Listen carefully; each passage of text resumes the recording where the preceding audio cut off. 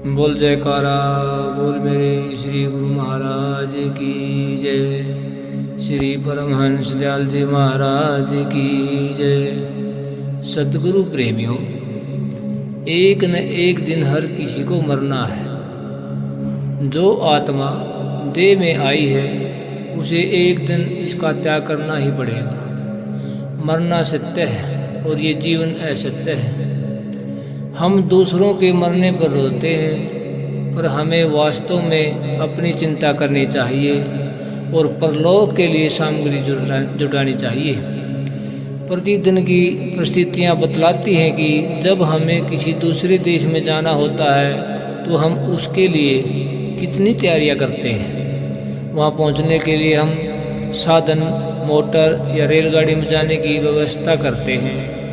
इस देश में किसी मित्र को लिखते हैं, वहाँ ठहरने का प्रबंध कर लेते हैं। संसार में तो हम इतने सियाने हैं कि कभी बिना सोचे समझे यात्रा तक नहीं करते, बल्कि किसी नए देश में जाना हो तो मार्गदर्शक को साथ में ले लेते हैं। पर मौत के बाद का सफर तो सबसे सिर पर मंडरा रहा है और सभी अपनी अपनी बारी से जा रहे हैं। उसके लिए हमने क्या व्यवस्था की है? क्या हमने मार्ग के लिए भोजन, नाम या शब्द का प्रबंध किया है? क्या हमने मार्ग के लिए भोजन, जो नाम या शब्द है, उसका प्रबंध किया है? या किसी गाइड अथवा मार्गदर्शक सतगुरु की शरण को में गए हैं? हमें वहां जाकर कहाँ रहना है, इस बारे में कभी विचार किया है? ये बातें तो एक और रही, हमें तो यह भी पता नहीं कि हमें जाना कहाँ है और वो हमारी सहायता कौन कर सकता है। यहाँ तक कि हमने तो कभी मृत्यु के आने का ख्याल तक नहीं किया।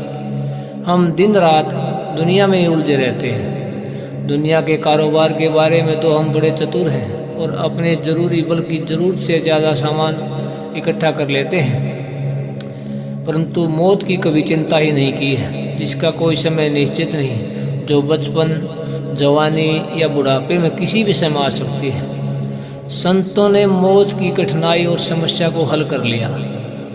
वे प्रतिदिन अपनी इच्छा से शतुल को लांग कर सूक्ष्म मंडलों की यात्रा करते हैं। उनकी संगति में हमारे लिए भी मृत्यु पर विजय प्राप्ति के साधन जुड़ जाते हैं। जिस साधक को पूर्ण संत सतगुरु द्वारा नामदान की दीक्षा मिली है, वह सुमरण द्वारा ही संपूर्ण चेतन सत्ता को समेटकर आत्मा के केंद्र पर लाकर ध्यान द्वारा ठहराता है और धुन को पकड़कर ऊपर के मंडलों में जाता है। इस प्रकार शरीर से आत्मा अलग हो जाती है। जीते जी मरने का अर्थ जीते जी 9 द्वारों से ख्याल व चेतन सत्ता को समेटकर अंतर के शब्द के साथ जोड़कर आंतरिक मंडलों में प्रवेश करना है। संतों ने इसे जीते जी मरना कहा है।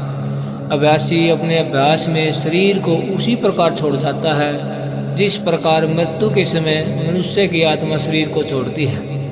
अंतर केवल इतना ही होता है कि अभ्यासी शरीर के सूक्ष्म बंधन को बिल्कुल तोड़ नहीं जाता, बल्कि वापस आ जाता है और अपनी इच्छा के अनुसार आता हो जाता है। इस प्रकार वह जीते जी मृत्यु की अव्यवस्था का अनुभव कर लेता है। ये संतों की शिक्षा का लाभ है कि अभ्यासी मृत्यु के द्वार को खुशी खुशी से लांघ जाता है और उस पर विजय पा लेता है। ये संतों द्वारा निहाल किए गए अभ्यासियों के अनुभव में आई हुई बात है।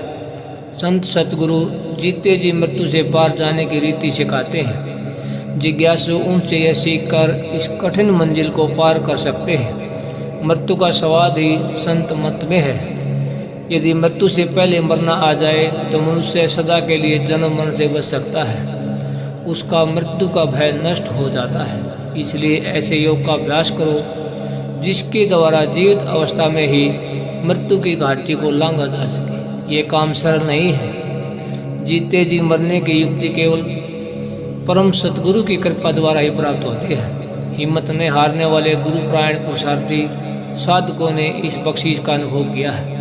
मेहर से करनी और करनी से मेहर उत्पन्न होती है। इसलिए जिज्ञासु को चाहिए कि शीघ्र से शीघ्र ऐसे पूर्ण सतगुरु की तलाश करके उससे नाम की दीक्षा लेकर अभ्यास द्वारा सदा के लिए भवसागर को पार करके आगमन से मुक्त हो जाए। बोल जयकारा बोल मेरे श्री गुरु महाराज की जय, सतगुरुदेव भगवान की जय।